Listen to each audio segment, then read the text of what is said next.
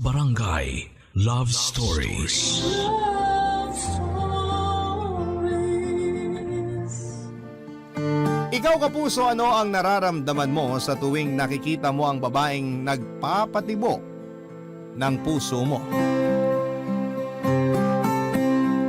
Dear Papa Dudut, kailan nga ba ang tamang panahon para sa pag-ibig? At sa tamang tao nga lang ba ito dapat maramdaman? Paano kung ang taong minamahal mo ay hindi ka gusto? At ang taong ayaw mo naman ang siyang habol ng habol sa'yo? Paano mo sasabihin sa isa na mahal mo siya at paano mo rin sasabihin sa isa na may mahal ka ng iba? It's complicated, ika nga nila. Lalo na at ang mamahalin mo ay hindi ka itinuturing na iba at kapatid lang ang tingin para sa'yo. Papadudot, itago mo na lamang ako sa pangalang Richie, 24 years old, isang bank teller. Isa ako sa mga avid listener mo at gustong gusto ko ang boses mo at kapag break time namin, tuwing tanghali ay kaagad akong nakikinig sa'yo. At kung sakali na hindi ko maabutan o mapakinggan ang programa mo ay pinakikinggan ko ito sa bahay sa pag-uwi ko. Masayang malungkot ang buhay ko, Papa Dudut. Hindi ko tunay na kapatid at ina ang nagpalaki sa akin. Isang linggo pa lamang daw akong naipapanganak ay iniwan na ako ng nanay ko kay mama. Waitress daw ito sa isang restaurant at nabuntis ng isang foreigner. Dahil daw sa takot ng nanay ko sa magulang niya ay pinamigay ako ng nanay ko sa kinikilala kong nanay sa ngayon. Bata pa lamang ako ay alam ko na ang tungkol sa pagkatao ko pero hindi ako kagaya ng iba na galit sa tunay kong ina. Ipinamulat kasi sa akin ng mama ko na kahit ipinamigay ako ay mahal na mahal ako ng tunay kong ina. Kinailangan lang niyang gawin yon dahil sa malalim na kadahilanan.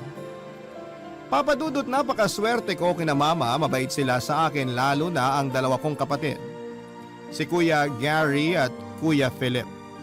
Itinuring nila akong tunay na kapatid. Alam din nila ang totoo kaya hindi naging issue ang pagiging ampon ko. Biyuda na si mama, mag-isa niya kaming itinaguyod. May ilang pinto kami na pinapaupahan at doon kami kumukuha ng panggastos sa pang-araw-araw.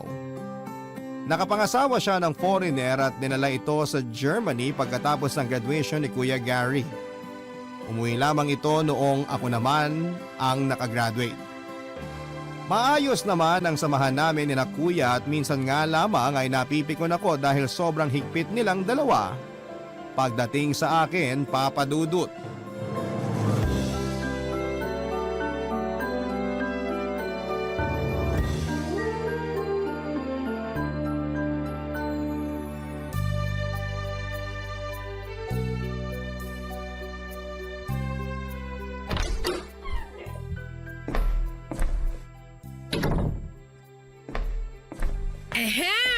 Kuya Gary, mukhang nakipag-date ka na naman ah.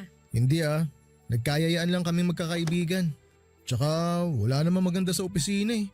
Ang mga babae ron kung di matanda may mga asawa na. Sus! Choosy ka lang siguro kaya ang tanda mo na wala ka pa rin girlfriend hanggang ngayon. Uy, bata pa ako 12 pa lang kaya ako. Baka tong si Kuya Philip ang matanda na. Baliw. Sige, ako nang matanda. At least ako may girlfriend. Ikaw, bata nga, wala naman chicks. Teka sandali. Huwag mong sabihing bakla ka, tol. Baka kaya wala ka ni isang babaeng pinakilala sa amin kasi bakla ka pala. Sira, hindi ako bakla no. Wala pa lang talaga ako nakikitang babae na para sa akin. Siguraduhin mo lang. Pero kung bakla ka naman, wala namang problema sa amin ni Mama at Richie. Mas matutuwa pa nga siguro si Mama kung bakla ka eh. Oo nga kuya, umamin ka na. Maigi na yung ikaw na magsasabi sa amin ng totoo kaysa sa iba pa namin malalaman. Tigilan niyo nga ako. Nga pala, Kuya Philip, sabi ng kaopisina ko aakyat daw siya ng ligaw sa akin. Okay lang ba? Hoy, hindi pwede. Ano ba yan, Kuya Gary? Wala akong balak gumaya sa'yo ha. Gusto ko rin magka-boyfriend tulad ng normal na babae. Wala akong balak tumandang dalaga. Kung gusto mong tumandang binata, ikaw na lang, wag mo kong idamay. Sige, Dalhin mo dito sa bahay para makilala namin. Salamat, Kuya Philip. Kuya, bata pa si Richie, hindi pa dapat ligawan yan. 24 na si Richie, Gary. Hindi na bata yan. Isa pa, tapos na naman siya sa pag-aaral. Kaya wala akong nakikitang masama doon. Paano kung lokohin lang siya? O kaya naman babaero yung lalaking yun? Hoy Richie, turo mo muna sa akin yung lalaking yun bago mo papuntahin dito. Gary, pwede ba? Hayaan mong kapatid mo. Buti nga hindi siya sakali nililigawan. Maganda ang kapatid natin, kaya natural lang naligawan yan. Hayaan mo nga siya. Basta, hindi pwede. Ipakilala mo muna sa akin yung lalaking yun. Si Kuya Gary naman ang OA oh. Kaya tuloy kahit nung high school at college ako walang makapanligaw sa akin. Paano? Lagi mo na lang kasing tinatakot. Diba sabi ni Mama pwede na ako mag-boyfriend kapag nakagraduate na ako ng college? Basta, hindi ka pa pwede magpaligaw. Tapos, Gary, hayaan mo na si Richie, malaki na siya. Siguro naman kaya niya ng sarili niya. Kailangan din niya ng inspirasyon. Huwag mo nang igaya sa'yo yung kapatid mo. Salamat, Kuya Philip! Ang bait talaga ng Kuya Philip ko. Hindi gaya ng iba dyan. Pahag nga sa Kuya Philip kong mabait. ewan ko sa inyo. Papa Dudut, hindi ko alam kung anong nangyayari kay Kuya Gary. Madalas siyang nagsusungit lalo na kapag nagkikwento ako ng tungkol sa manliligaw ko. Overprotective siya at halos walang makalapit sa akin lalo na noong nag-aaral ako. Madalas akong naaasar sa kanya pero palagi akong pinapaalalahanan ni Kuya Philip na ayaw lang ni Kuya Gary na masaktan ako at hindi makapagtapos ng pag-aaral. Naunawaan ko naman kaya lamang madalas kasi na sumusobra na siya.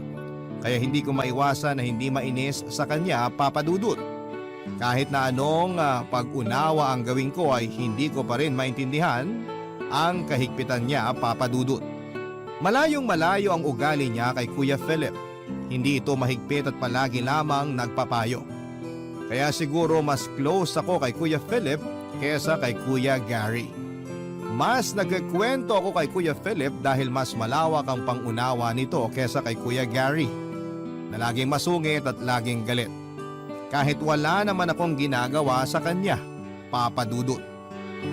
Nalaman ko sa kasama ko sa trabaho na kinausap ni Kuya Gary ang lalaking nagbabalak na manligaw sa akin.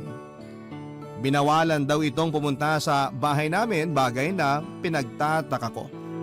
Alam kong narinig niya ang sinabi ni Mama bago umalis na kung sakali na may manligaw sa akin ay ayos lang. Basta sa bahay pupunta at ipapakilala sa mga kapatid ko. Kaya nagtataka ako sa kakaibang ugali ni Kuya Gary. Naguguluhan man ako sa ugali ni Kuya Papa Dudut ay minabuti ko na kausapin na lamang si Kuya Philip. Sinabi ko sa kanya na kausapin ng masinsinan si Kuya Gary para hindi na niya ulitin ang ginawa niyang pagkausap sa manliligaw ko. Sinadya kong huwag munang umuwi ng maaga para makapag-usap silang dalawa. Namasyal muna ako, Papa Dudut. Sawang-sawa na kasi ako sa kahigpitan ni Kuya Gary at natatakot ako na baka iyon pa ang dahilan sa hindi namin pagkakaunawaan in the future.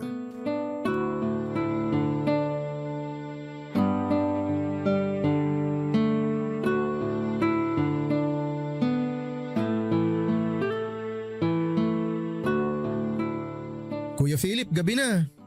Bakit wala pa si Richie? Dapat kanina pa siya nandito eh. Nagpaalam ba siya sa'yo? Oo, nagpaalam siya sa akin. Dadaan daw sila sa mall nung kasama niya sa trabaho. May bibilhin lang daw. Mamamasyal o makikipag-date? Tol, hayaan mo na yung kapatid natin. Malaki na yun, ano ka ba? Alam na nun ang ginagawa niya. Paano kung mapahamak siya? May magagawa ka ba? Kuya, alam mo naman na sa panahon ngayon delikado na ang lumabas-labas. Paano kung mapahamak siya? Kung makidnap siya? Huwag kang ang OA. Talo mo pa nagsiselos na boyfriend. Teka, huwag mong sabihin may gusto ka kay Richie. Wala akong gusto sa kanya. Ayoko lang mapahamak ang kapatid ko. Umamin ka sa akin. Kapatid mo ako. Wala dito si Mama. Kaya kung may problema, dapat akong unang makaalam. Uy kuya, ano ka ba? Wala nga akong gusto sa kanya. Nagtataka kasi ako eh. Maganda ang kapatid natin, tisay, matangkad. Pero ni isa walang nangahas manligaw sa kanya nung high school at college. Hindi kaya ikaw ang dahilan? Masisisi mo ba ako kung sakaling magkagusto nga ako sa kanya? Ikaw na rin ang nagsabi, maganda siya. O bakit ikaw?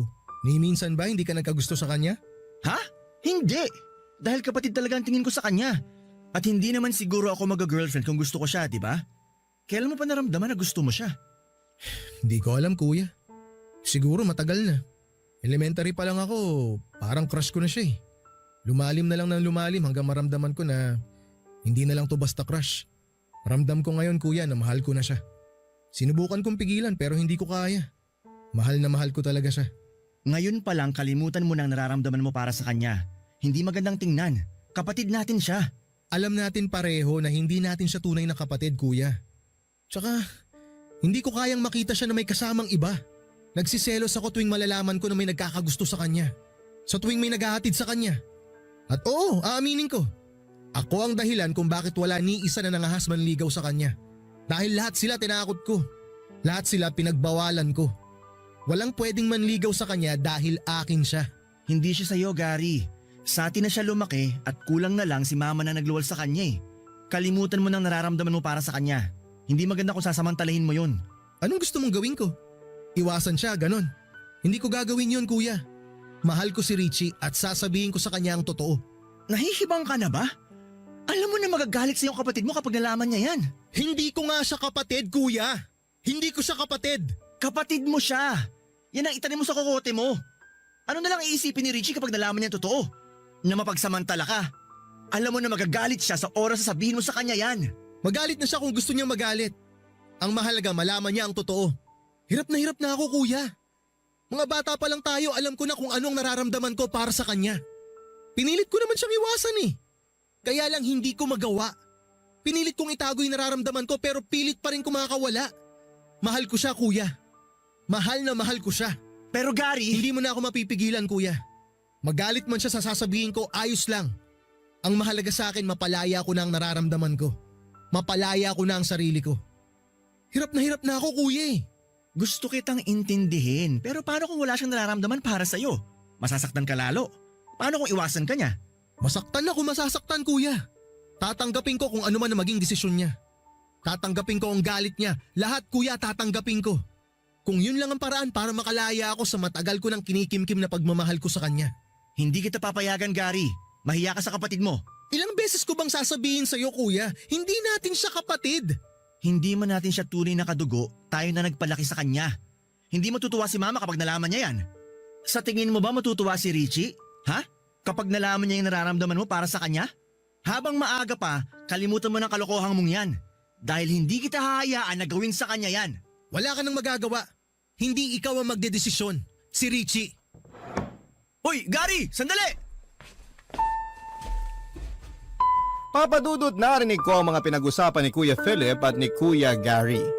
Nagulat pa si Kuya Gary noong lumabas ito. Tinanong ako kung may narinig ako pero nagkunwari akong walang narinig. Sinabi ko na lamang sa kanya na kadarating ko lamang at wala akong narinig. Papadudot gulat na gulat ako sa mga narinig ko. Hindi man lang pumasok sa isipan ko na may gusto sa akin ang kapatid ko. Kaya pala walang nangahas na manligaw sa akin dahil kay Kuya Gary. Hindi ko man lang nahalata yon at akala ko noon ay sadya lamang overprotective siya sa akin. Gulong-gulo ako ng mga sandaling yon pero mas pinili ko ang magkunwaring walang alam sa mga nangyari. Hindi ko alam kung paano ako kikilos kapag nakaharap akong muli kay Kuya Gary. Hindi ko alam kung paano ko siya kakausapin nang hindi ako nag-iisip na may iba siyang intensyon sa akin.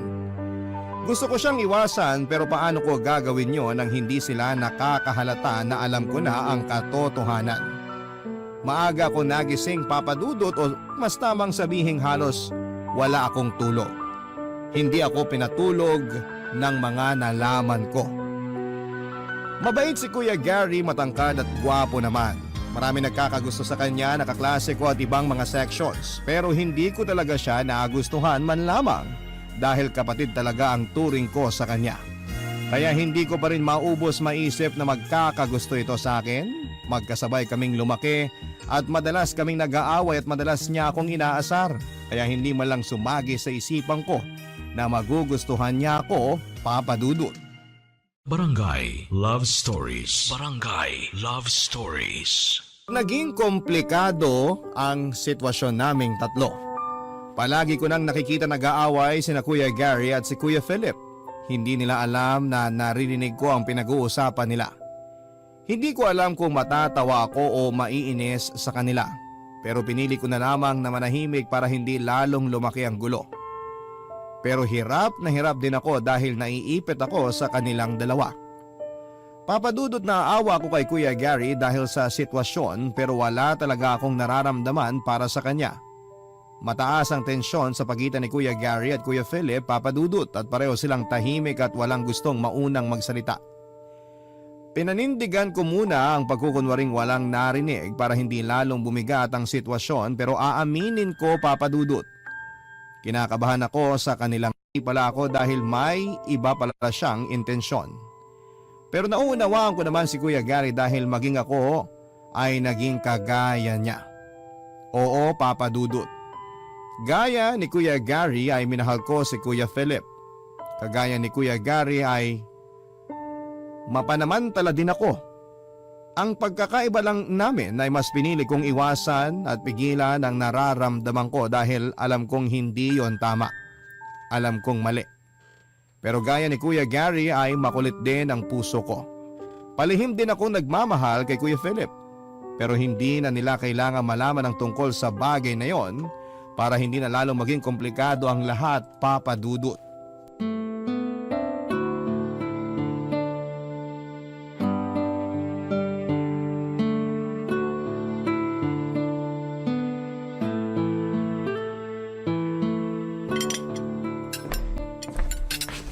Kuya Gary, andyan ka na pala. Tara, kain tayo. Sige, salamat. Busog pa ako. Si kuya ba? Nandito na? Wala pa, pero tumawag siya sa akin kanina. Gagabihin daw siya. Hindi daw siya dito kakain. Mabuti naman. May sinasabi ka, kuya? Wala. Sabi ko baka may date siya kaya wala pa siya dito sa bahay. Ah, siguro nga. Tara, kain tayo, kuya. Sabayan mo ako. Hindi na. Salamat na lang. Pwede ba tayo mag-usap pagkatapos mong kumain? Sige. Tungkol saan? Mamaya na lang. Tapusin mo muna yung pagkain mo. Tapos naman na ako. Ano bang pag-uusapan natin, kuya?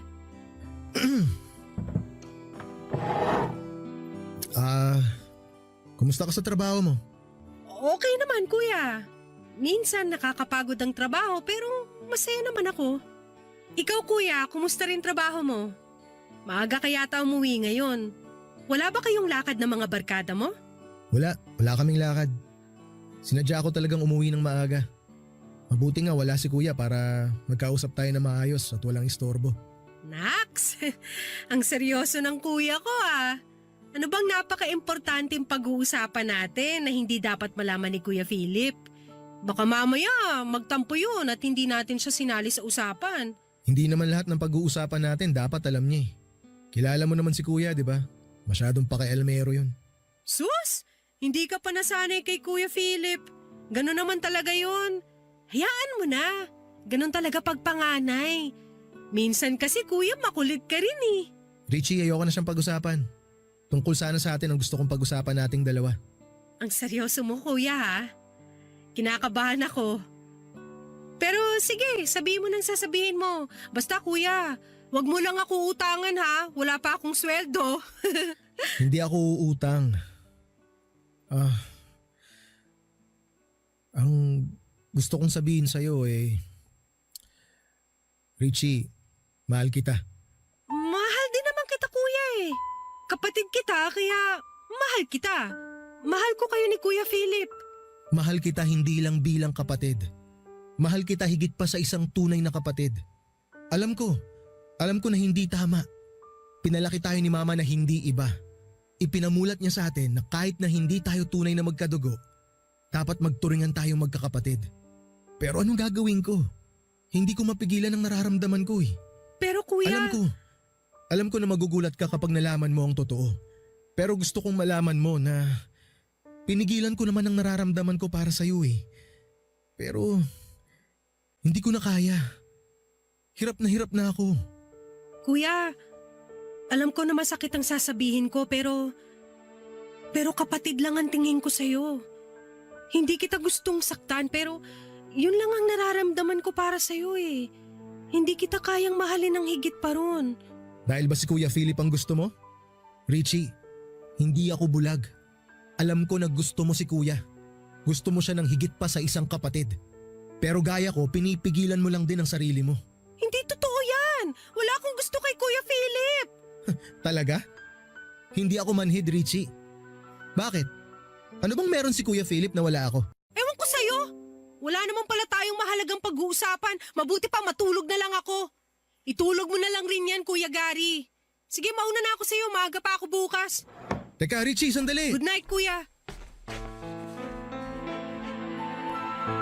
Papadudot pagkatapos ng pag-amin ni Kuya Gary sa nararamdaman niya sa akin ay pinilit kong umiwas sa kanya. Alam ko na alam niya ang dahilan. Pero sa halip na tumigil siya at kong ginagawa sa kanya at hindi ko na siya mayakap o mahalikan sa pisngi bago ako umalis. Nagaya ng nakasanayan ko ng ginagawa sa kanila ni Kuya Philip, Papadudot. Nagulo ang mundo ko sa ginawang pag-amin ni Kuya Gary sa akin. Ang daming nabuong sagot sa mga tanong ko. Kaya pala ganoon na lamang ang pagprotekta niya sa akin ni Kuya Gary, kaya pala sobrang higpit si Kuya Philip at mas mabait kumpara kay Kuya Gary. Easy go lucky kasi si Kuya Gary at parang walang balak magseryoso sa buhay. Samantalang si Kuya Philip naman ay seryoso at responsableng tao. Alam ko kung gaano kahirap ang nararamdaman ni Kuya Gary ngayon. Dahil pareho lang kami ng sitwasyon. Mahal ko si Kuya Philip pero hindi ako kasing tapang ni Kuya Gary na aminin ang katotohanan, Papadudot.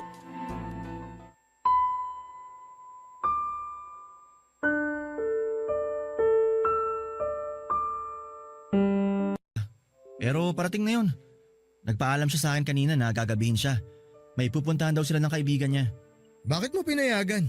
Matanda ng kapatid mo. Alam na niya kung anong ginagawa niya. Good evening, mga kuya.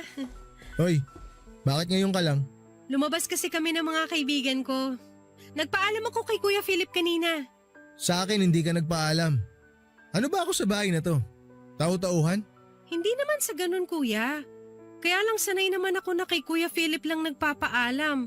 Isa pa, alam ko naman na hindi mo ako papayagan eh. Yun na nga eh. Pag si Kuya pumayag, hindi ka na nagpapaalam sa akin. Palibhasa kasi hindi mahalaga sa inyong dalawa ang opinyon ko. Hindi mahalaga sa inyo kung anong sasabihin ko dahil kayong dalawa lang naman na nagkakaintindihan eh. Mamaya saan pa mapunta ang usapan na yan eh? Sige na, magbibihis muna ako. Eto kasing kuya na ipinagmamalaki mo eh. Akala mo kung sinong santo. Eh baka nga nagsiselos din to kapag may ibang lalaki naman niligaw sa'yo. Kasi may gusto din sa'yo tong si Kuya Philip. Hindi ba kuya? Hoy! Hindi ako kagaya mo. Mahal ko si Richie bilang kapatid. At isaksak mo yan sa kokote mo. Isaksak mo sa kokote mo na hindi iba sa atin si Richie. Kapatid natin siya. Hindi ko siya kapatid! Nasasabi mo yan sa harap ng kapatid mo? Hindi ka na nahiya. Ni minsan hindi ko inisip na hindi natin siya kadugo. Yan ang ipinamulat sa atin ni Mama. Mahal ko siya kuya. Hindi bilang kapatid. At uulit-ulitin ko yon sa mukha mo. Palibasa kasi, ikaw kahit may gusto ka na sa kanya, pinipilit mo pa rin itago dahil hipokrito ka! Duwag ka! Hindi ako duwag at hindi ako ipokrito. Hindi lang ako malisyoso kagaya mo. Maayos ang relasyon ko sa girlfriend ko. At hindi ko sisirain ang samahan namin dahil lang sa maling akala mo. Tumigil na kayo! Kung ganyan ka ng ganyan, Kuya Gary, mapipilitan ako umalis sa bahay na to. Tatawagan ko si Mama. Isusumbong ko kayong dalawa. Talaga? Isusumbong mo kami? Alam mo ikaw isa ka pa eh. Alam ko naman na gusto mo rin si Kuya Philip. Mas close kasi kayo kaya nahawa ka na sa kaipokritohan nito. Hindi ako tanga. At lalong hindi ako bulag. Nakikita ko kung paano kayo magtitigan ni Kuya. Alam ko kung anong nararamdaman mo para sa kanya dahil yan din ang nararamdaman. Walang kakwenta-kwenta pinag-aawayan nyo. Bukas na bukas kakausapin ko si Mama. Hindi pwedeng hindi niya malaman ang nangyayari dito. Diyan! Diyan ka magaling! Sumbong agad! Sip-sip ka kasi! Sige sabihin mo! Para ako na naman ang kontrabida! Hindi ako sip-sip. Nagkataon lang na di ako tulad mo na gustong samantalahin ang sitwasyon na to. Matulog ka na bago pa kita patulan. Sumusobra ka na eh. Kahit kailan talaga Yaman na. O ano? Puro ka naman talak eh. Ganyan lang naman ang alam mong gawin eh. Sumbongero ka na, mayabang ka pa. Masyado kang bait-baitan. Sobrang pabibo mo kay mama. Para ako na naman ng masama. Alam ko na yan. Style mo, bulok. Kapal na mukha mo. ikaw ang Sira makapal ulo ka. Walang hiya ka. Akala mo palalagpasin ko to? Hindi! Kuya Gary, tumigil ka Sige! Kala mo hindi kita papatulan ha? Hindi po. Dalawa dahil sa akin. Hindi ko na alam ang gagawin ko. Tumawag ako kay mama para sabihin ang lahat at nag-alala si mama at gustong kausapin si Kuya Gary para pagalitan. Pero pinigilan ko siya at sinabi ko na lamang na mas maigi kong lilipat na lamang muna ako ng bahay para hindi lalong magkaproblema. Masakip na ang bahay namin para sa aming tatlo at hindi laging maiiwasan ang bangayan o away. Lalo na at alam na naming pare-pareho ang totoong nararamdaman ni Kuya Gary sa akin, Papa Dudut. Aaminin ko, Papa Dudut, na matagal na akong may gusto kay Kuya Philip. Pero pinilit kong iwaksi yon dahil alam ko na hindi tama. Na mali ang nararamdaman ko. Alam ko rin na hindi kami tunay na magkapatid kaya kung tutuusin ay pwede ko siyang mahalin. Pero iniisip ko ang sasabihin ni Kuya Gary. Noong sinabi ni Kuya Gary na may gusto sa akin si Kuya Philip, may kung anong saya ang naramdaman ko. Pilit kong itinago ang nararamdaman ko dahil ayokong makasakit ng damdamin. Gusto kong paniwalaan ang sinabi ni Kuya Gary na may gusto sa akin si Kuya Philip pero sa totoo lang ay wala akong nakikita o nararamdaman na nagkakagusto siya sa akin. Basta mang sabihin na ako ang may gusto kay Kuya at hindi si Kuya ang may gusto sa akin. Bagay na nararamdaman ko, Papa Dudut. Barangay Love Stories. Barangay Love Stories. Si Mama na umalis ako ng bahay. Bagkos ay nag-decide siya na ayusin na lamang niya ang papeles ko para sumunod ako sa kanya doon. Sinabi ko kay Kuya Philip ang lahat ng mga sinabi ko or sinabi ni Mama sa akin. At biniling ko din sa kanya na huwag sasabihin kay Kuya Gary dahil baka pagsimulan na naman ng awa yon. Nakakatawang nangyari sa amin, Papa Dudut, dahil para kaming boomerang. Gusto ako ni Kuya Gary pero hindi ko siya gusto. Gusto ko si Kuya Philip pero si Kuya naman may mahal ng iba. Sana si Kuya Gary na lamang din ang minahal ko para hindi na naging mahirap ang lahat. Alam ko naman na papayag si Mama kung sakali kaya nga lang ay wala talaga akong nararamdaman sa kanya. Papa Dudut, habang tumatagal ay lalong nagiging magulo ang sitwasyon naming tatlo. Si Kuya Gary madalas akong sinusundo sa trabaho. Bakod na bakod ako. Hindi ko naman magawang tumanggi dahil baka kung ano ang isipin niya. Hindi ko alam kung paano ako titigilan ni Kuya Gary kaya naisipan ko na ipakilala sa kanya ang katrabaho ko na nanliligaw sa akin. Nagkunwari akong sasagutin ko na ang katrabaho ko pero nagbanta si Kuya Gary. Papa Dudut, natatakot ako kay Kuya Gary kaya naman nagsumbong ako kay Kuya Philip. Pero sa ginawa kong pagsusumbong ay lalo lamang lumala ang away nilang dalawa. Hindi ko na alam kung ano ang gagawin ko kung dati ay kaya ko pa ang sarili ko. Ngayon ay nakakaramdam na ako ng takot sa Kuya Gary ko. Papa Dudut, hindi man sang-ayon si Mama at Kuya Philip sa gagawin ko, ay pinaliwanag ko sa kanila na kailangan kong umalis sa bahay dahil iba na ang sitwasyon. Naawa din naman ako kay Kuya Gary kaya nga lamang ay hindi ko talaga siya gusto. Kung halimbawa naman na si Kuya Philip ang nagkagusto sa akin ay hindi ko rin siguro sasagutin dahil hindi magandang tignan. Lumaki kami na magkakapatid at mamamatay kaming magkakapatid. Alam ko na ang nangyayari lamang na ito ay dahil sa malayo si Mama. Pero alam ko na malalampasan namin ang kaguluhang ito, Papa Dudut.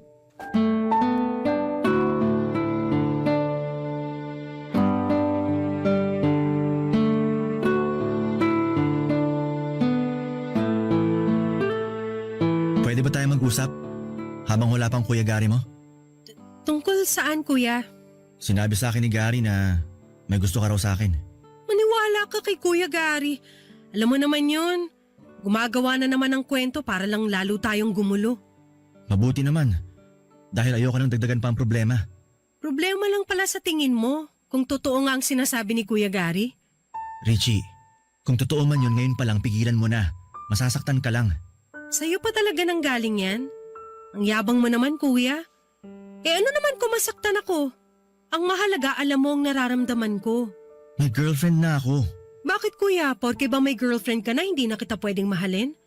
Richie, hanggat maaga kalimutan mo nang tungkol sa bagay na yan. Paano kung ayaw kong gawin ang sinasabi mo? Pwede ba wag kang makulit?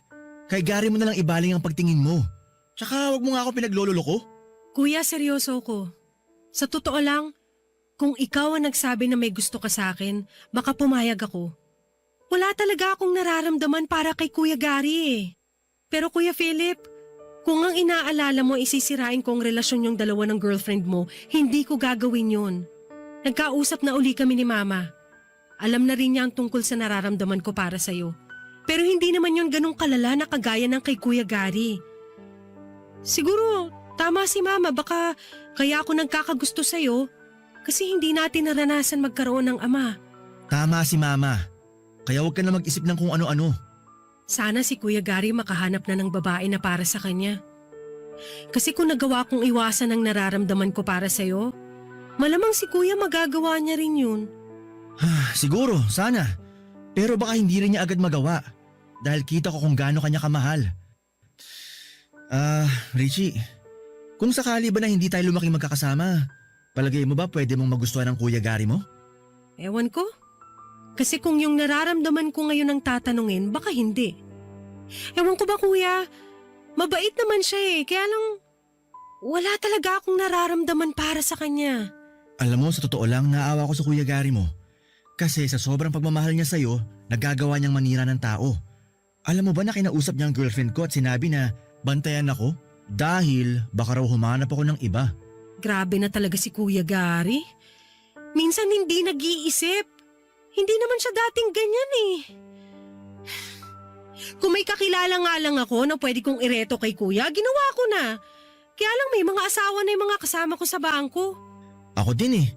Wala rin akong kakilala. Teka, bakit kaya wala pang kuya mo? Baka mamaya lasing na naman yun. Hayaan mo na lang muna si Kuya Gary. Baka nagtatanggalan ng kurta ng utak yun. Sana babalik na yung dati nating samahan no. Para masaya na uli tayo. Wow! Mukhang seryoso usapan niyo ah. Anong ganap? Kayo na bang dalawa? Magsyota na ba kayo? Oh, lasing ka na naman. Hindi ako lasing. Nakainom lang. Congrats nga pala kuya. Ano? Sasabihin ko na ba sa girlfriend mo na may syota ka ng bago? Na kayo na nito ni Richie? Ha? Natawagan ko na ba siya? Pwede ba kuya umayos ka?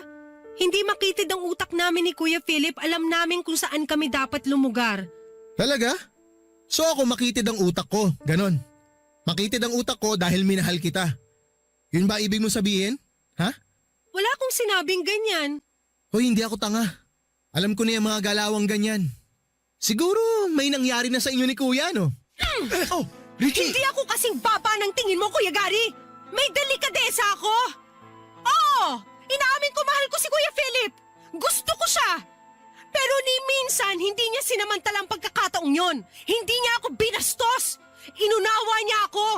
Bakit ba kasi siya pa? Bakit hindi na lang ako? Mahal na mahal kita.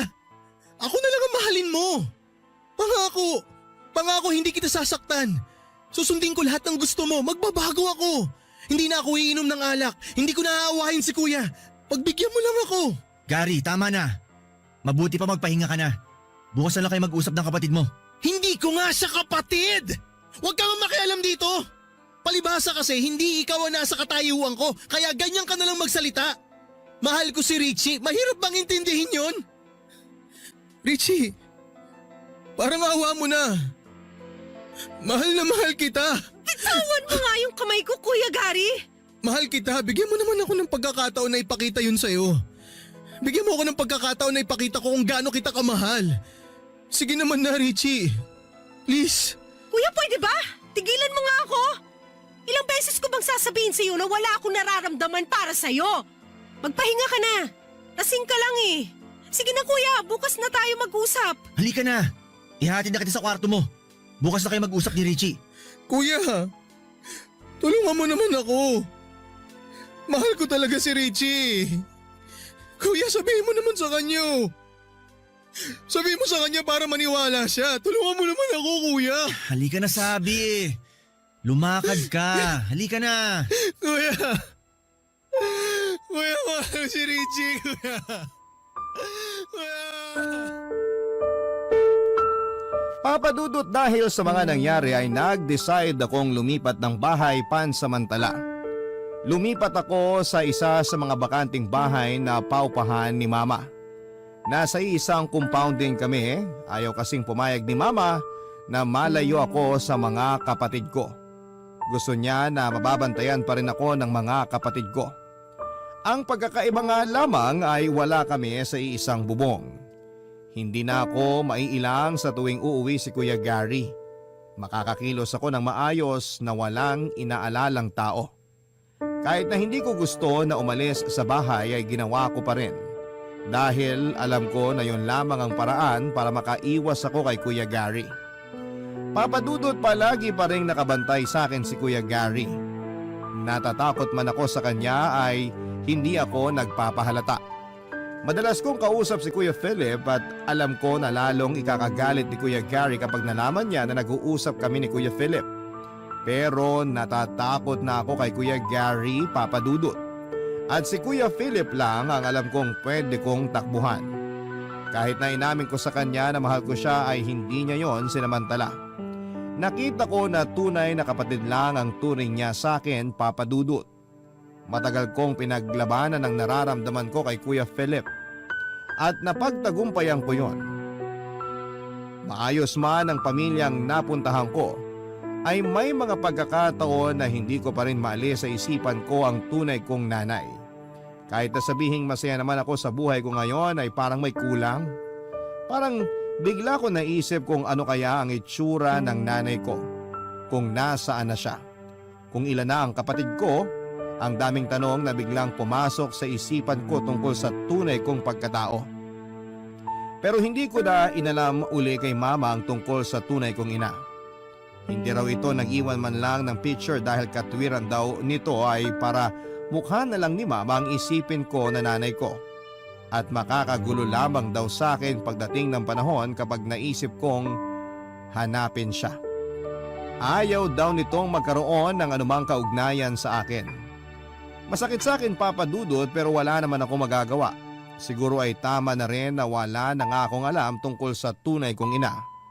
Para hindi na magulo lalo ang mundo ko.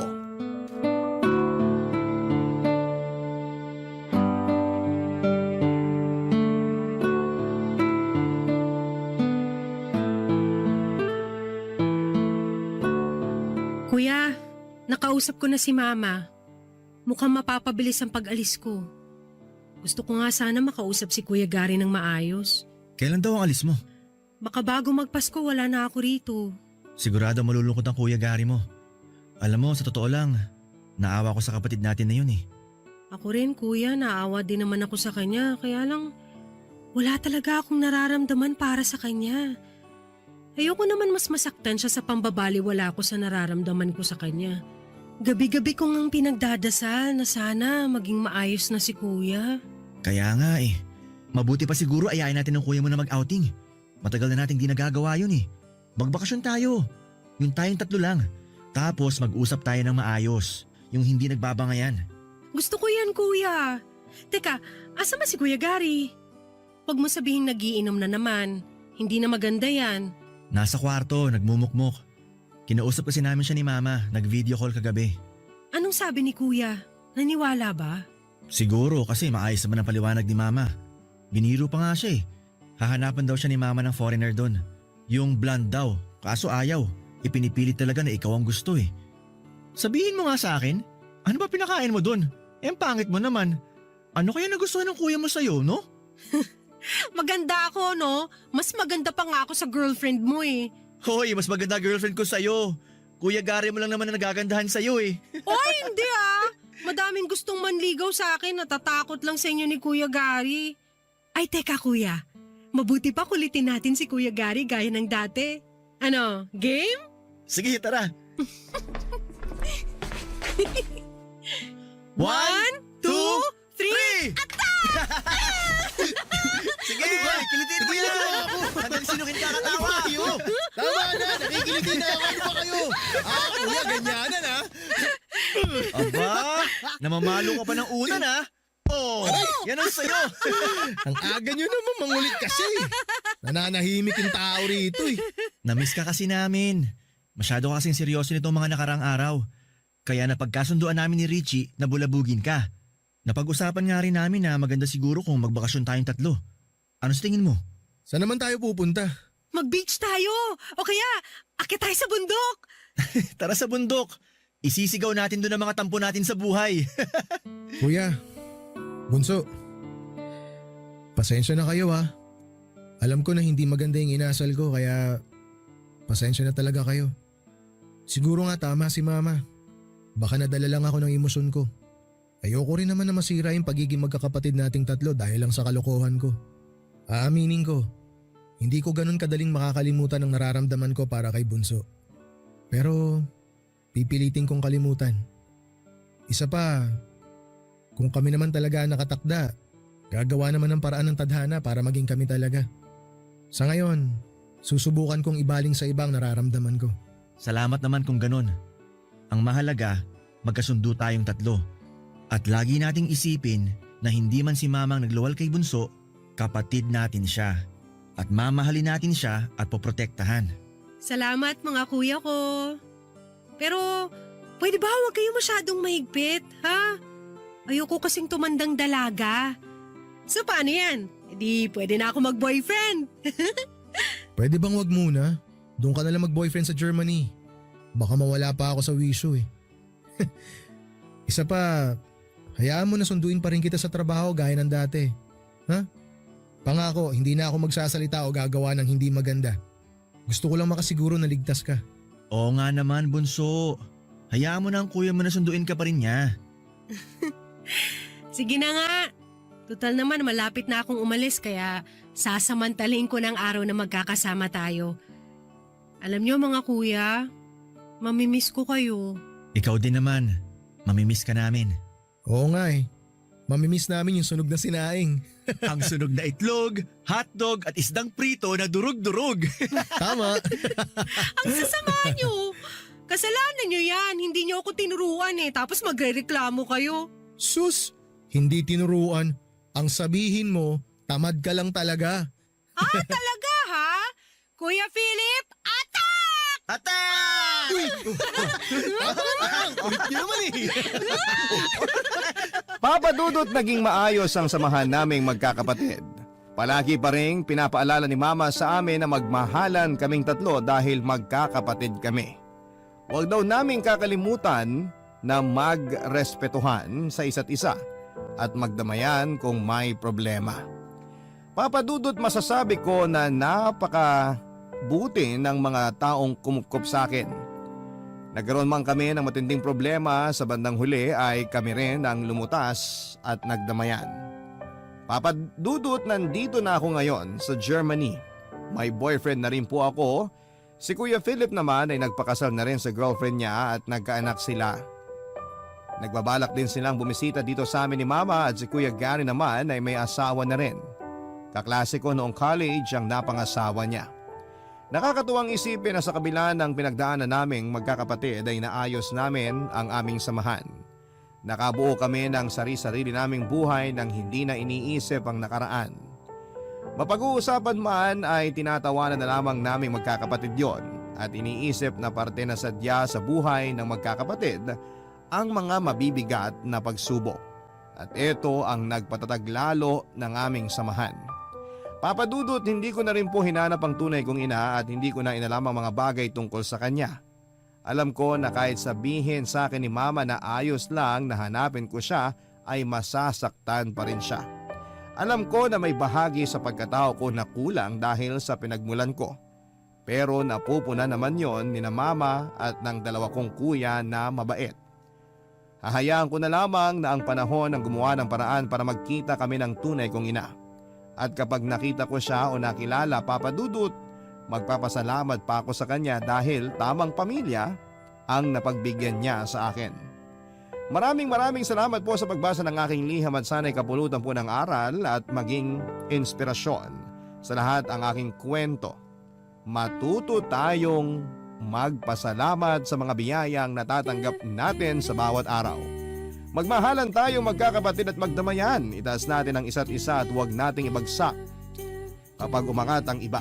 Lagi nating tatandaan na pamilya lang natin ang matatakbuhan natin sa oras na binabayo tayo ng matinding problema. Ang inyong forever kapuso at kabarangay, Richie.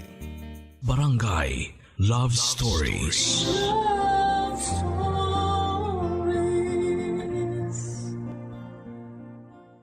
Barangay LS 97.1. 97.1. Number 1. Forever. Kabarangay, i-share mo ang iyong barangay love stories. Sabay-sabay nating pakinggan ang iyong kwento ng pag-ibig, buhay at pag-asa. Ipadala lang sa barangaylovestories@yahoo.com. Ang mga kwento ng pag-ibig, kwento ng buhay at kwento ng pag-asa dito sa Barangay Love Stories.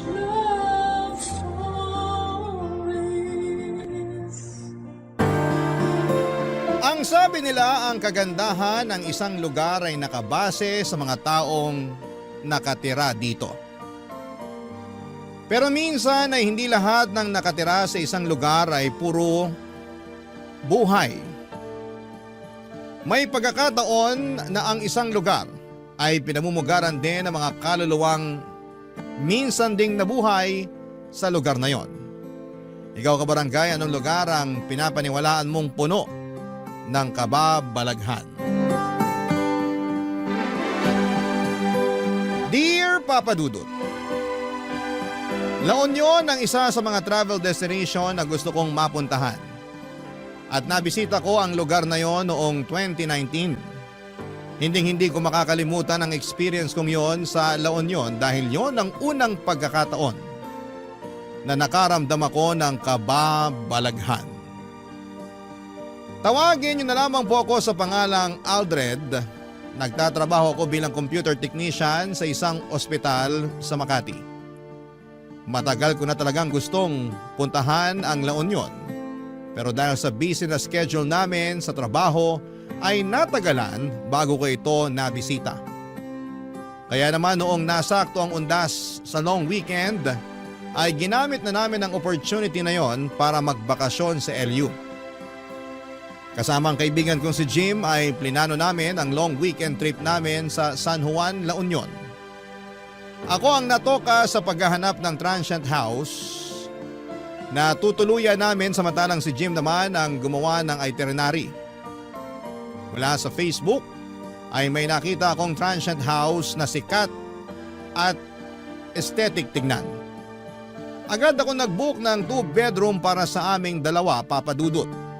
Sa kabilang banda ay naghanap naman si Jim ng mga sikat na kainan, pasyalan at bar na pwede naming puntahan sa 3 araw ng pananatili namin doon.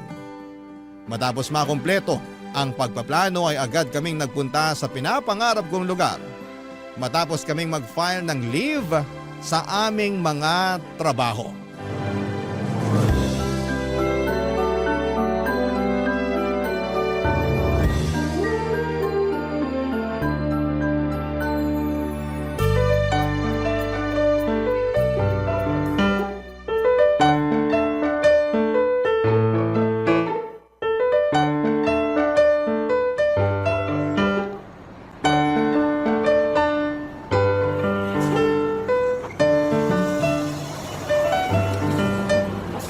Sabi ni Aldred, nasa na raw ba siya?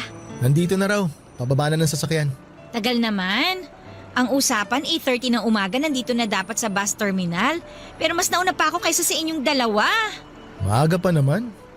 Oh, siya na ba yun? Nasaan? Ayun oh, yung nakaputi na may dalang maliit na luggage. Oo, siya nga. Aldred! Andito kami! Nandyan pala kayo. Kanina pa ako naghahanap. Oh, Anika, nandito ka rin pala. Ihatid mo ba si Jim? Hindi niya ako ihahatid. Sasama siya sa atin. Talaga?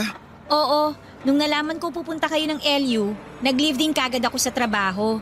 Mabuti nga pinayagan ako kahit na last minute yung abiso ko. Nice! Mas marami, mas masaya. Excited na nga ako Last month, dun din galing yung mga katrabaho ko. Nakakaingit nga kasi hindi ako nakasama. Kaya nga talagang sinabi ko rito kay Jim na sasama ako sa inyo ano man ang mangyari. Ayoko nga sana kasi for the boys lang dapat tong lakad natin na to. Kaso mapilit tong si Anika Anong gusto mo? Ikaw lang magsaya. Di pwede yun, no? Maganda nga yun Kasi at least may kahati na tayo sa gastos. Ay nako, kahit sa akin na yung accommodation kung gusto nyo. Ay teka, may nahanap ka na bang matutuluyan natin doon? Oo, nakapag-book na ako. Maganda yung lugar. Sakto kasi 2-bedroom yung nakuha ko. Kaya may kanya-kanya tayong privacy.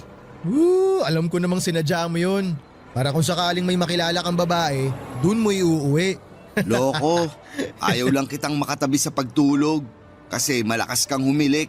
Asus! Palusot pa. Ano pang ginagawa natin? Bili na tayo ng tiket. Nakabili na kami. Nung nakita naming maraming tao kanina, pumila na kagad kami habang inaantay ka namin. Oh, ticket mo. Salamat. Anong oras naman tayo aalis? 10:00 yung susunod na trip. Nagkaubusan na raw yung pang 9:00 biyahe. Mukhang maraming magbabakasyon ngayon. Mukha nga. Long weekend din kasi. Sakto, may 30 minutes pa tayo. Ano, breakfast muna kaya tayo?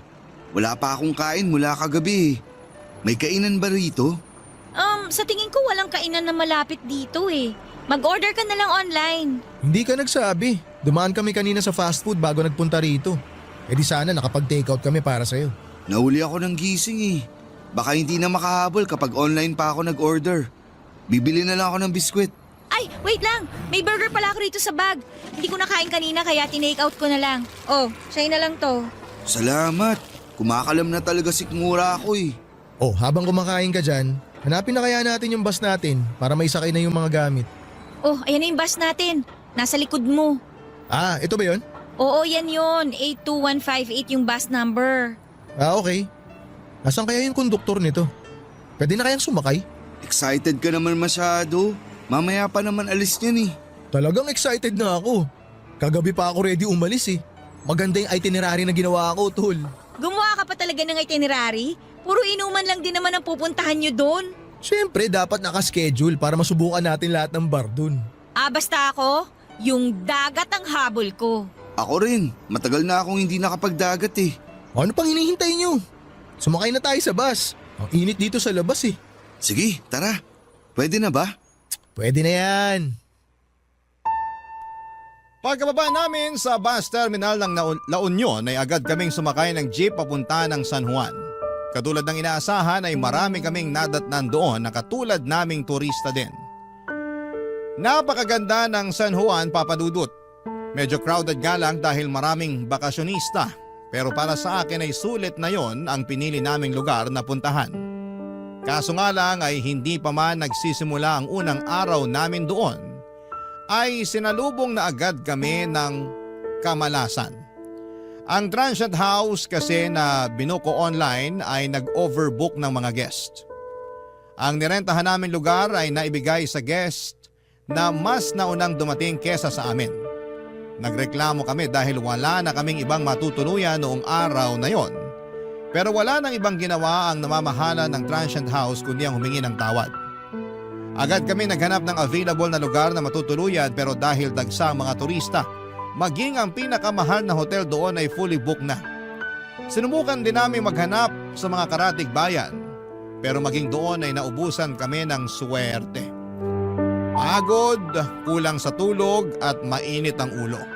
Muntik nang masira ang bakasyon namin dahil sa mga nangyari. Pero kahit na ganoon ay hindi ko hinayaan ang pagkakataon para lamang masayang ng isang pagkakamali. Ipinagpatuloy namin ang original plan namin. At kahit bit-bit ang mga maleta namin ay pinuntahan namin ang mga lugar na plano naming puntahan, Papadudut. In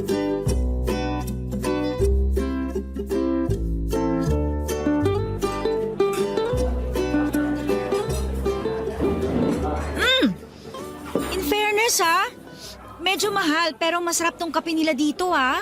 Isa to sa mga resto na talagang dinadayo dito sa La Union. Nagbasa ako ng mga comments sa pagkain nila rito. Marami ang good reviews sa page nila. Hindi siya matamis pero hindi rin naman masyadong mapait. Sakto lang yung lasa. Nako, sure ako, magugustuhan to ng mga coffee lover. May isa pa dito na masarap din ang kape. Check ko mamaya sa listahan ko. Uy, Aldred, ang tahimik mo naman dyan. Nagche-check ako ng matutuluyan. Baka may available na. Dapat pala dinala ko na lang yung sasakyan ko para kahit papaano pwede tayo matulog doon kung sakali. Ay, kasalanan to nung may-ari ng transient house eh. Bakit kasi nag-overbook sila ng customer? Nakakainis nga eh. Pasensya na talaga ha. Ako pa naman ang nakatoka sa accommodation. Hindi mo naman kasalanan eh. Pero kung ako lang ang masusunod, maglalatag na ako rin sa lobby. Bahala na maabala yung may-ari. Nakakatawa yun. Sana nga ganun na lang ang ginawa natin. Diba? Kasalanan naman yun ng may-ari eh. Di magdusa sila. Ma'am, sir, order niyo po. Smoked bangus, stuffed squid, garlic butter soup po, tsaka 3 rice. Order complete po? Opo, kumpleto na. Thank you po, kuya. Welcome po. Kung may order pa po kayo, tawagin niyo lang ako. Salamat po. Bango! Enjoy your meal po. Kuya, sandali lang. Yes, sir? Baka naman may iba ka pang alam na hotel dito or transient house na pwedeng mag-walk-in. Yung binook kasi naming transient, hindi pala na-reserve. Wala tuloy kaming matutuluyan ngayon. Dito po sa tapat, sir, may paupahan dyan. Na-check niyo na po ba? Nalibot na namin yung buong lugar dito eh. Punuan na talaga. Ah, ganun po. Nagbabaka sakali lang ako na baka may alam ka pang nakatago dyan na available. Kahit boarding house na kung meron. May alam po ako pero medyo malayo siya rito. Ayun, may alam daw si kuya. Okay lang tol kahit malayo. Ang mahalaga may matutulugan tayo ngayong gabi. Isang sakay lang naman po ng jeep tapos tricycle. Tabing dagat din po pero malayo siya rito sa mga kainan. Medyo paliblib na yung lugar. Basta may maayos na CR, okay na ako doon. Gusto ko na nga rin talagang maligo eh. May kontak ka ba nung may-ari para matawagan na namin? Baka kasi maunahan na naman kami. Huwag po kayo mag-alala. Ako po yung caretaker doon. Bakante pa yung lugar. Talaga? Nice! Kami na kukuha nun. Sige po. Tatawagan ko na lang po yung kapatid ko para malinis niya yung lugar. Anong pangalan ng place para ma-search ko sa map? Wala po siya sa online maps eh. Pero kung maantay niyo ako, pwede ko po kayong samahan mamayang break ko kung gusto niyo. O sige, mas maganda yun. Pero may signal naman ng cellphone doon, kuya. Meron naman po, ma'am. O yun lang naman po ang kailangan ko, tsaka maayos na banyo. Masaya na po ako doon. Naku, salamat. Hulog ka ng langit. Ano palang pangalan mo? Sunny Boy po. Ako naman si Aldred. Siya si Jim tapos si Anika. Hello po, nice to meet you. Nice to meet you din po. Sige po, maiwan ko na muna kayo para matawagan ko na yung kapatid ko at maihanda yung lugar. O sige, salamat Sunny Boy. Oh my gosh! Sa wakas, may place na tayo! Mabuti na lang naisip kong tanungin si Kuya. Oo nga, buti na tanong mo si kuya. Inaantok na rin ako eh. Gusto ko sanang umidlip bago manood ng sunset mamaya. Ako, kanina ko pag gustong maligo sa dagat. Ako gutom na ako. Kumain na tayo. Mukhang masarap tong pusit na to ah.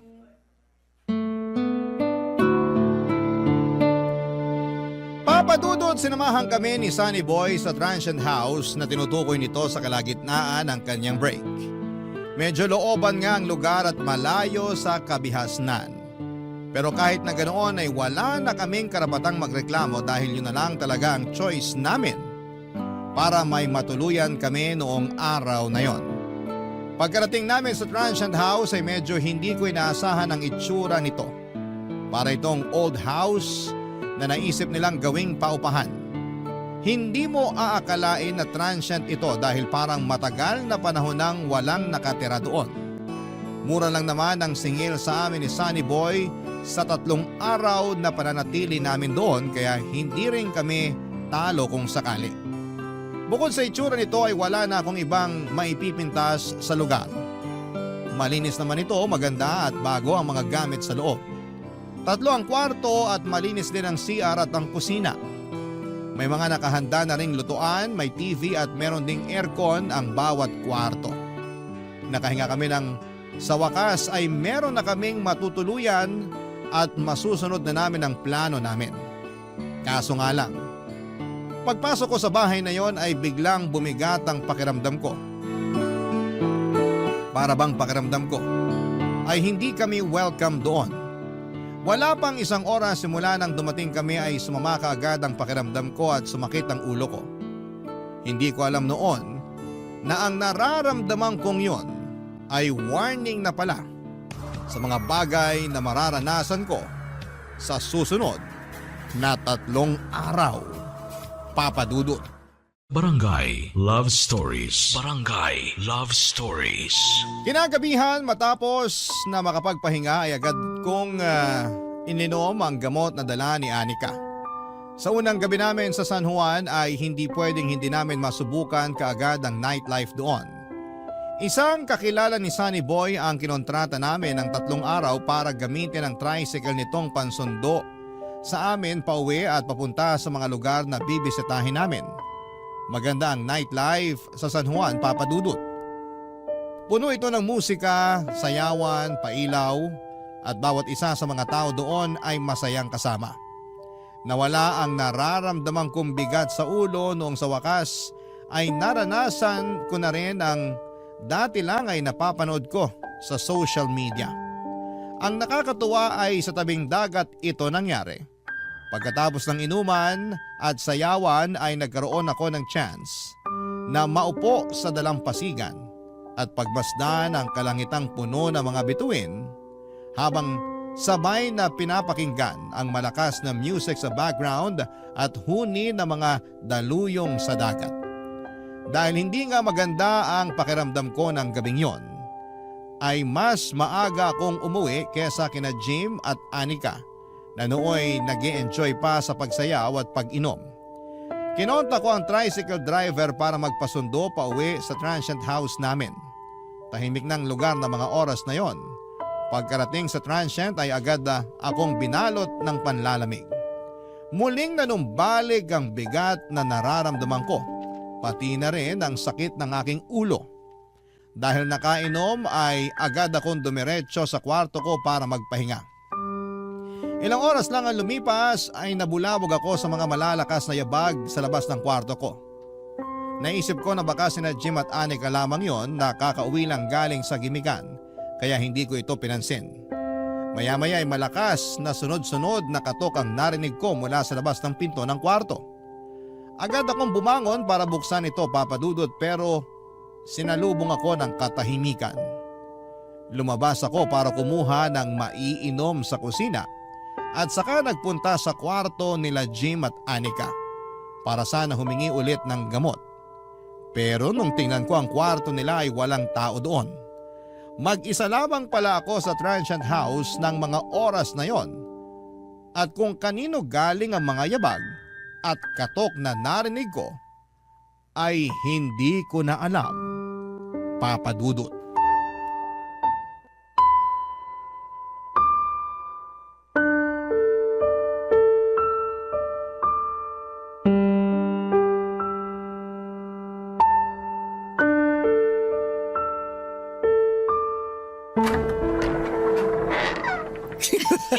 Diba? Grabe, ang saya! Oh, Aldred, ang aga mo nagising ah. Kauuwi nyo lang? Oo, doon kami natulog sa tabing dagat. Paano? Literal na dun kayo sa buhangin natulog? Hindi. May nakilala kasi kaming grupo ng mga BPO employee na nagbabakasyon din.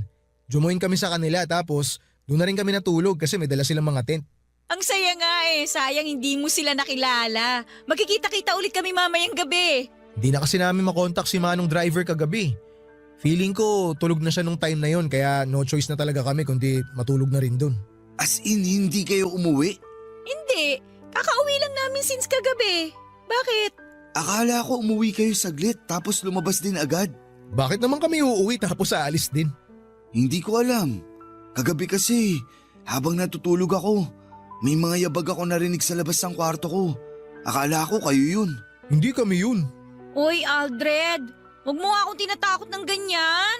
Baka naman si Sunny Boy lang yun. Ano namang gagawin ni Sunny Boy dito ng ganung oras? Aba malay ko. Tapos eto pa, May kumatok din sa kwarto ko. Malakas na katok na para bang nagmamadali. Tapos nung bumangon ako, wala namang tao. Sinek ko yung kwarto nyo. Wala din kayo. Kaya akala ko umuwi kayo tapos umalis din. My gosh, bigla akong tinayuan ng balahibo. Uy, wag ka naman nananakot dyan. Seryoso ako. Alam ko kung ano yung narinig ko. Baka naman nananaginip ka lang. Hindi na nga ako nakatulog simula nun eh. Nagluto na lang ako ng maaga tsaka inantay ko kayo na makauwi. Iba nga naman si Sunny Boy ngayon. Baka chinecheck lang niya tayo. Oo nga. Di ba dyan lang siya nakatira sa malapit? Hindi naman siguro yun mambubulabog ng ganong oras. Tsaka may trabaho yun sa umaga. Kaya sure akong maaga yun natutulog. Lasing ka lang kaya kung ano-ano naririnig mo. Kumain na nga tayo. Ano ba yung niluto mo? Niluto ko na lang yung dala kong instant noodles. Tsaka yung greenosity nating itlog. Halina kayo, kumain na kayo.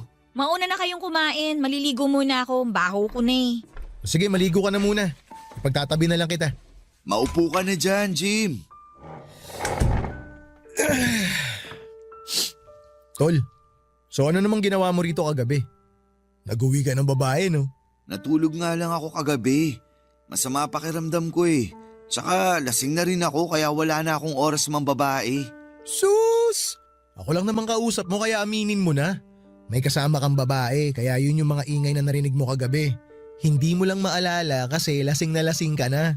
Kahit itanong mo pa kay kuya na naghatid sa akin, wala akong dinalang babae rito. Anong kahit itanong sa kanya, siya nga yung nagkwento sa akin nun. Ano? Sinabi niyang may kasama akong babae kagabi? Oo! Nakwento niya sa akin kanina habang nasa biyahe kami ni Anika pa uwi dito. Sabi niya nung ibinaba ka raw niya, may babaeng nag-aantay sa may pinto. Gagi! Wala nga akong kasama kagabi. Mag-isa lang ako rito. Tol, kinuwento niya lang yung nakita niya. Huwag ka na kasing magsinungaling. Ako rin naman eh. Kung hindi ko lang kasama si Anika, mag-uuwi talaga ako ng babae rito. Wala talaga, tol. Mag-isa lang akong umuwi kagabi. O sige na, mag-isa ka na kung mag-isa ka.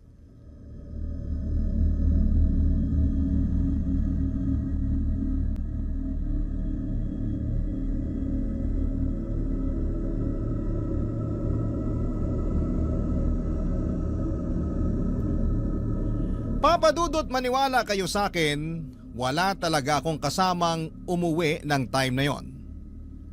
Wala rin akong nakitang babae sa transient house namin katulad ng sinabi ng tricycle driver na naghatid sa akin. Basta ang alam ko lang ay totoo ang mga narinig ko ng gabing yon at hindi ako nananaginip. Kinahapunan ay nagpunta naman kami sa mga tourist destination sa La Union. Binisita namin ang bahay na bato, ang Macho Temple at nagpunta rin kami sa casino para maglaro. Pagsapit naman ng gabi ay muli kaming nag-bar hopping. Hindi ko alam pero tuwing nasa labas ako ay bigla na lamang nawawala ang sakit ng katawan ko. Pero kapag nasa transient house ako ay para bang ang bigat-bigat ng pakiramdam ko. Sa second night namin ay sina Jim at Anika naman ang maagang umuwi dahil pareho raw silang pagod. Alam kong gusto rin nilang magkaroon ng quality time na dalawa kaya naisip kong magpaiwan na muna. Ipinagpatuloy ko ang pag-inom sa huling bar na pinuntahan namin hanggang sa nagsara ito. Pagsabit naman ng 3:00 ng madaling araw ay hindi ko na makontak ang tricycle driver na magsusundo sa akin kaya naisip kong mag-commute na lamang. Sumakay ako ng jeep at pagkababa sa lugar ng transient namin ay nilakad ko na lamang ito papadudot dahil wala akong maantay na tricycle na pwedeng sakyan. Walang masyadong ilaw sa daanan papunta sa transient namin. Habang pauwi, pakiramdam ko noon ay may kasama akong naglalakad. Kung hindi lang ako lasing noon ay baka kumaripas na ako ng takbo papunta sa bahay. Pagkarating sa transient ay may nadatnan akong tao sa may sala. Patay ang ilaw. Pero kahit madilim ay alam kong si Anika yon dahil nakasuot ito ng puting dress na mahaba. Tumambay na muna ako sa sala. Umupo sa upuan sa harapan niya. Saka ko ikinuwento na naglakad lamang ako pauwi papadudot. pero hindi niya ako sinasagot. Saglit ako nag-scroll online para mag-Facebook habang nagpapahinga at nung napansin kong hindi umiimik yung kasama ko ay nabaling ang tingin ko sa kanya. Doon ko lamang napagtanto na hindi si Anika ang kasama ko. Isa itong matanda na straight ang pagkakaupo at diretsyong nakatingin sa akin. Lubog ang walang kulay nitong mga mata. Kulubot ang mukha niya at mahaba ang kanyang buhok. Napakaripas ako ng takbo at agad na nagpunta sa kwarto nila Jim para humingi ng tulong.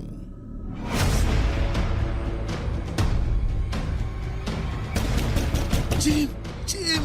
Gumising kayo dyan! Balagbag naman Ako kung sa sala. makakatok. Aldred! Nauuwi mo lang ba? Bumangon ka dyan! May matanda sa sala! Matanda? Anong matanda pinagsasabi mo? May nakita akong matanda sa sala! Bakit ba ayaw niyong bumangon dyan? Teka nga babe, bubuksan ko lang yung pinto. Ang ingay mo naman, Aldred. Ano bang meron? Asan yung matanda sinasabi mo? Halika, samahan niyo ako. Nandun siya sa sala. Anong matanda? Okay ka lang ba? Ba't naman magkakaroon ng matanda rito? Asan ulit? Sa sala? Halika, samahan niyo ako. Natatakot akong bumalik dun mag-isa eh. Ay nako, sige. Pakita mo sa akin. Nasaan? Dali, lumakad ka ron. Samahan kita. Sandali, hintayin niyo ako. Huwag niyo akong iwan dito. Nadatnan ko siya kanina pagkarating ko. Akala ko nga si Anika yun eh. Tinanong ko pa siya kung bakit di pa siya tulog. Kanina pa kami tulog ni Jim. Tsaka paano magkakaroon ng matanda rito? Nakalak yung pinto. O nandito na tayo sa sala. Nasaan yung sinasabi mo matanda? Nandito siya kanina. Nakaupo siya dyan. Magkatapat nga kami. Anika, pakibuksan mo nga yung ilaw. Wait lang. Nasaan na yun? Nandito lang yun kanina. Nakita ko siya, tol. Maniwala kayo sa akin. Sandali nga lang, huminahon ka muna. Ikwento mo sa amin yung buong pangyayari. Sige. Nung pagkababa ko ng jeep galing sa bar, wala akong mahanap na tricycle. Kaya naglakad ako pa uwi rito. Tapos, habang naglalakad ako, pakiramdam ko may sumusunod sa akin. Sa labas pa lang, nanlalamig na ako eh.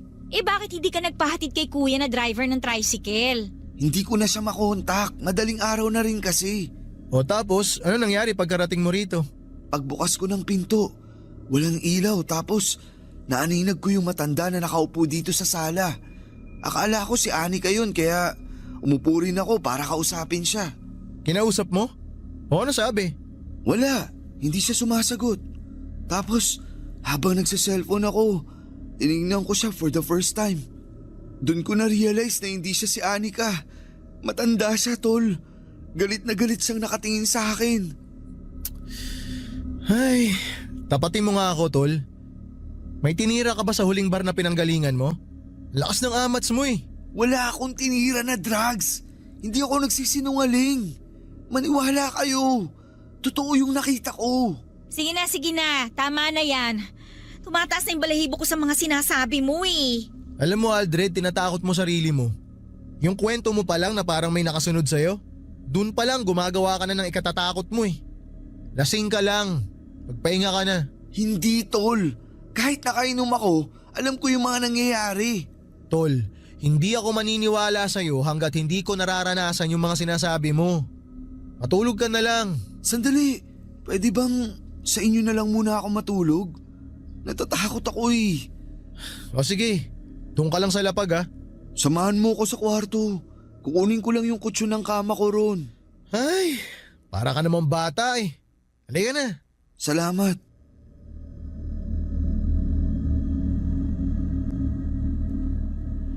Papadudot kahit nakainom, pagod at kahit kasama ang mga kaibigan ay hindi pa rin ako nakatulog ng gabing yon. Kapag nakapikit ako ay palaging pumapasok ang itsura ng matanda sa isipan ko. Para bang anytime ay bigla na lamang siyang magpapakita sa akin. Pakiramdam ko, bawat sulok ng kwarto kung saan ay nababaling ang tingin ko ay may nakatayong tao. Kahit na wala naman akong nakikita. Pagsapit ng umaga ay saka lang ako nakatulog. Kaso nga lang ay ilang oras pagkatapos noon ay bigla akong nagkaroon ng masamang panaginip. Nagising ako na hinihingal at pawis na pawis kahit nakabukas naman ang aircon. Wala na noon sina Jim at Anika sa loob ng kwarto at dinig na dinig ko sa labas ang boses ng dalawa habang nagkwekwentuhan. Sinubukan kong bumangon pero hindi ko may galaw ang katawan ko, Papa Dudut. Para ako na-paralyze sa kinakahigaan ko. Maya-maya ay napansin ko ang isang babae na nakatayo hindi kalayuan sa kinakahigaan ko. Biglang bumilis ang tibok ng puso ko nang bigla na lamang itong lumapit sa akin. Hindi ko kita ang mga paa niya pero sa tingin ko ay nakalutang siya. Tumigil siya sa may paanan ko at muli kong nakita ang mukhang nagbigay sa akin ng trauma. Ang matanda na nakita ko ng madaling araw pag uwi ko ay ang matanda na nakatayo sa paanan ko. Nakatitig siya sa mga mata ko at galit ang kanyang mga tingin. Gusto kong sumigaw pero walang boses na lumalabas sa bibig ko. Pinilit kong igalaw ang mga kamay ko pero parang wala talaga akong kontrol sa katawan ko ng time na yon. Ang ginawa ko ay pumikit na lamang ako saka nag-usal ng panalangin.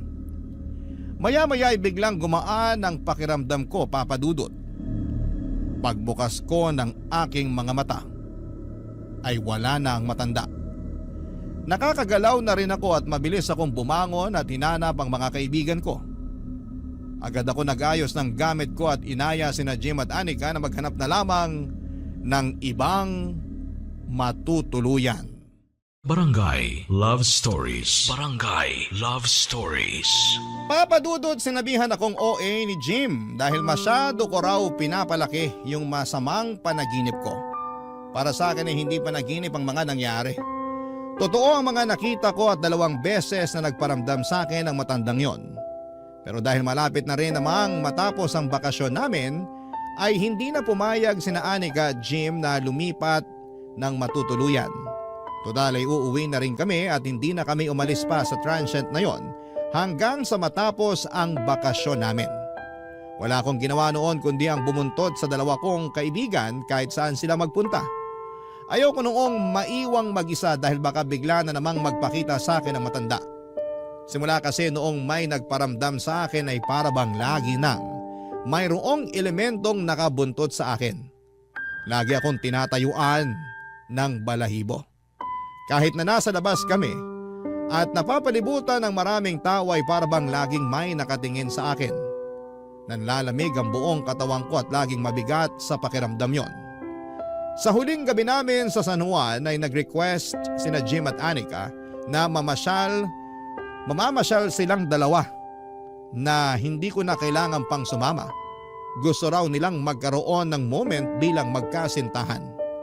Ayoko sanang pumayag dahil ayokong maiwang mag-isa sa transient pero pagod na rin ako noon at masama na rin ang pakiramdam ko.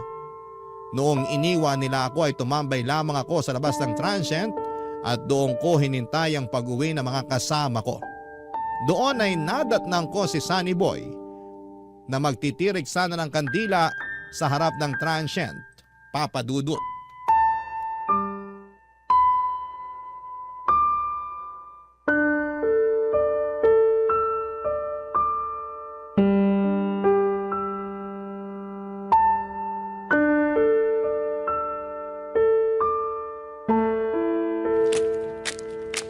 Oh, sir, hindi yata kayo namasyal ngayon ah. Hindi na. Medyo masama pakiramdam ko eh. Ganun po ba? Sayang naman yung pagpunta nyo rito kung hindi nyo masusulit. Nasulit ko naman na kahit paano. Marami kaming pinuntahan kaya siguro napagod na rin tong katawan ko. Nasaan po pala yung mga kasama nyo? Hindi ba 3 kayo? Lumabas silang 2. Nag-date bago kami bumalik sa Manila bukas. Ang tagal nga nila eh. Kanina ko pa sila hinihintay. Magdidilim na, wala pa sila. Baka pauwi na rin po siguro yung mga yon. Sir, pwede bang pausog kayo ng konti ng pwesto? Magtitirik sana ako ng kandila dyan sa inuupuan nyo eh. Ganun ba?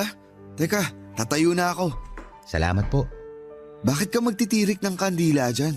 Nakalimutan ko kasi magsindi ng kandila ng undas. Kaya ngayon ko na lang gagawin. Para saan naman yan?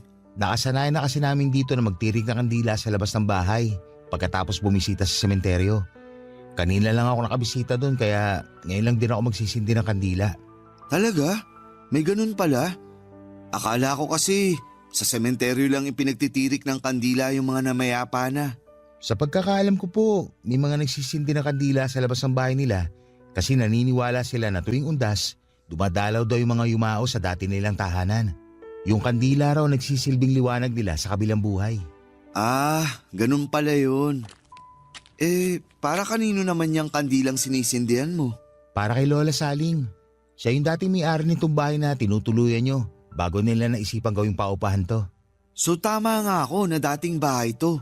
Opo, bahay to ng matanda. Matanda? Hindi kaya siya yung nagpaparamdam sa akin? Ano pong ibig nyo sabihin na nagpaparamdam?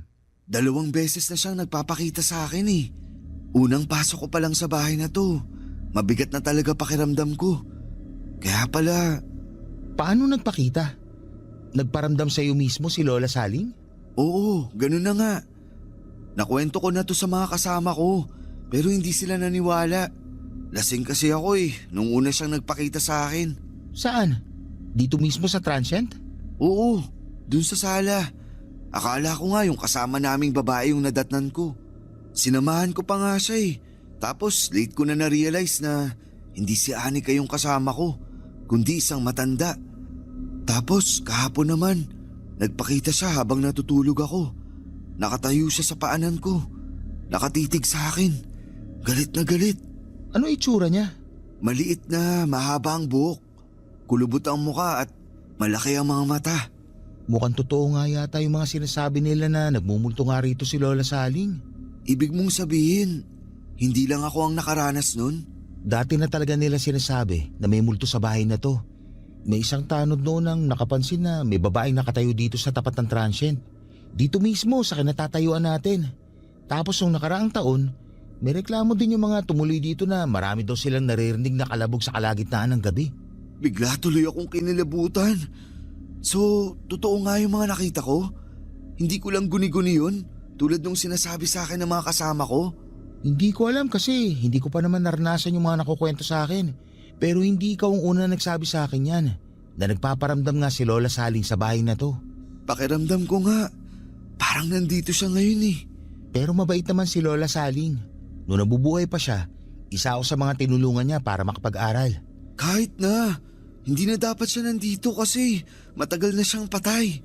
Maganda siguro na magdasal na lang tayo para sa ikapapayapan ng kaluluwa niya. Mabuti pa nga. Lola Saling, kung nandito ka man ngayon, sana wag mo naman pong gambalain yung mga nandito sa bahay. Opo, aalis na rin naman po kami bukas Pasensya na po kung naabala namin kayo. Mababait po sila kaya wag po kayo mag-alala. Oo nga po. Sir, magdasal na lang po kayo kapag nagparamdam siya ulit. Paano po yan? Maiwan ko na po kayo. Teka, saan ka pupunta? Uuwi na po ako. May gagawin pa ako sa bahay. Sandali. Pwede bang dito ka muna? Pasama muna ako habang wala pa yung mga kaibigan ko. Natatakot talaga ako Ganun po ba? O sige, dito na lang muna ako.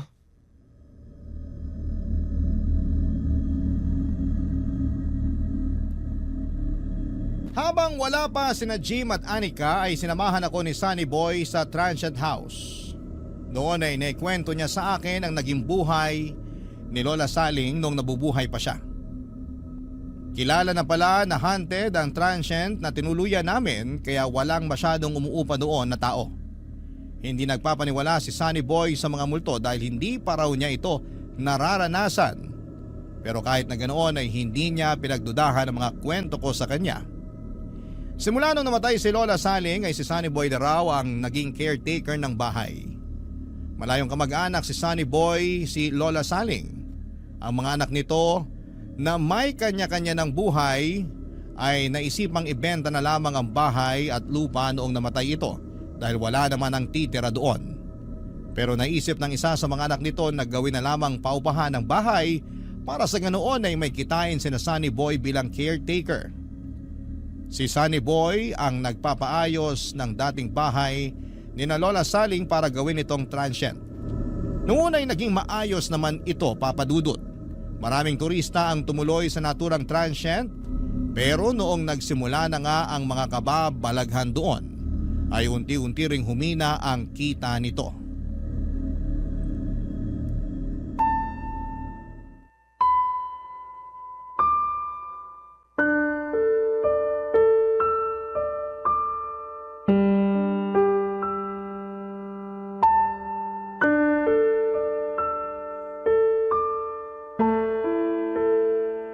Dating teacher si Lola Saling kaya medyo may pagkamasungit siya, saka istrikta. Pero sa amin mabait siya. Kami na yung tinuring niyang anak simula nung nagsialisa ng mga anak niya. Ilan ba ang anak ni Lola? 4 silang lahat. Yung 2 nakatira na sa abroad. Yung 2 naman nasa Maynila. Siya na lang mag-isang naiwan dito noon. Yung asawa niya? Maagang nabiyuda si Lola Saling. Bata pa lang daw yung mga anak niya noon nung naaksidente ang asawa niya sa daan. Ang totoo niyan, itong transient na to ang unang naipundar nila mag-asawa. Kaya alam ko kung gaano kahalaga ang bahay na to para kay Lola Saling. Noon ngang nalaman kong plano nilang ibenta tong bahay na to, nalungkot ako eh. Mabuti na lang, naisipan nila tong gawing transient. Pero medyo luma na rin kasi tong bahay. Nasabi mo 'di ba na wala nang masyadong umuupa rito? Oo, medyo matumal nga. Malayo din kasi ito sa sentro eh. Minsan, yung mga nagiging customer namin yung mga wala na talaga matuluyan katulad ninyo. Pero sa tingin mo, bakit naman kaya nagpaparamdam si Lola Saling sa mga tao? Hindi kaya may gusto siyang ipaiwatig? Hindi ko alam. Hindi rin naman kasi siya nagpaparamdam sa akin eh. Ni anong klaseng kababalagan, wala akong naramdaman sa pamamahay na to. Baka naman ayaw niyang gawing paupahan tong bahay niya. Sabi mo, mahalaga tong bahay na to para sa kanya eh. Baka ayaw niyang may ibang tao siyang nakikita rito. Naisip ko na rin yan. Noong nabubuhay nga siya, galit na galit siya sa mga turista eh. Bakit naman? Kasi nung araw, dyan sa may bukana ng barangay namin, dyan sa may pasukan, may nagtayo ng inuman. Parang bar? Oo. Sumisikip na kasi noon yung nightlife dito sa San Juan. Kaya isa-isa nagsulputan yung mga bar. Dahil sa bar na naipatayo malapit dito, dumami ang mga tao, ang mga turista. Galit na galit noon si Lola Saling. Bakit naman siya nagalit? Paano naman kasi matutulog yung matanda kung gabi-gabi siyang binubulabog ng ingay ng mga taong dumadaan galing sa galaan? Nasira daw yung katahimikan ng lugar dahil sa mga mahilig uminom na walang ibang ginawa kundi ang magkalat at magwala. Sa bagay, may punto nga rin naman siya. May pagkakataon nga noon na may nag-aaway dito mismo sa harap ng bahay niya. Ang ginawa niya, kumuha siya ng isang palangganan ng tubig saka ibinuhos sa nag-aaway. Paano naman siya namatay? Siguro dahil na rin sa katandaan. Dadatnan na lang namin siyang walang buhay dito sa sala ng bahay niya. Nakaupo sa rocking chair, hindi na gumagalaw, hindi na humihinga. Hindi niyo na siya itinakbo sa ospital? Hindi na, dinerecho na namin sa punerarya. Kaya hindi na rin namin nalaman kung anong rason ng pagkamatay niya. Ngayon alam ko na kung bakit siya sa sala nagpakita. Doon pala siya namatay. Tapos yung kwarto na sinasabi mo kung saan ka binangungot, yun yung kwarto niya nung nabubuhay pa siya. Grabe, tumatayo balahibo ko. Kaya nga sabi ko, Ha? Walang kuryente? Brown out? mukhang wala nga. Sandali, may extra kandila akong naiwan sa labas. Kukunin ko lang. Sandali, tol. Huwag mo akong iwan dito. Diyan lang naman oh. Teka, ano yun? Nakikita mo ba yun? Ang alin? Doon sa may bintana, sa tabi ng pinto. Parang may nakasilip na matanda. Sir, huwag niyo naman po akong takutin. Hindi kita tinatakot. Tingnan mo kasi. Tao yun, di ba? Nakatingin siya sa atin. Sir, sige ha. Mauna na po ako sa inyo.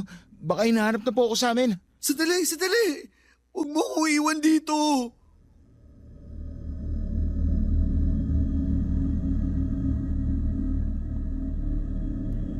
Papadudot, bago kami bumalik sa Maynila ay nagtirik kami ng kandila sa transient para kay Lola Saling. Nanalangin din kami para sa kanyang kaluluwa at humingi ng tawad sa panggagambala sa tahanan niya. Pagkatapos noon ay nagpaalam na kami kay Sunny Boy na noon ay nagsimula na ring matakot sa naturang bahay matapos makaramdam ng kababalaghan. Sobrang lala ng trauma na sinapit ko ng mga panahong yon, Sa puntong halos 2 buwan din akong natutulog na bukas ang ilaw. Dumoble noon ang bayad ko sa kuryente dahil bawat sulok ng apartment ko ay nakabukas ang ilaw. Hindi pa rin kasi mawala sa isipan ko noon ang itsura ni Lola Saling noong gabing nagpakita siya sa akin. Paminsan-minsan ay dumadalaw pa rin siya sa panaginip ko. May pagkakataon noon na natatakot ako dahil baka bigla na lamang siyang magpakitang muli. Sa kabutihang palad ay hindi naman naulit ang bagay na yon. Sa paparating na araw ng mga patay, sana'y huwag nating kalimutan ang mga kamag-anak nating namayapa na.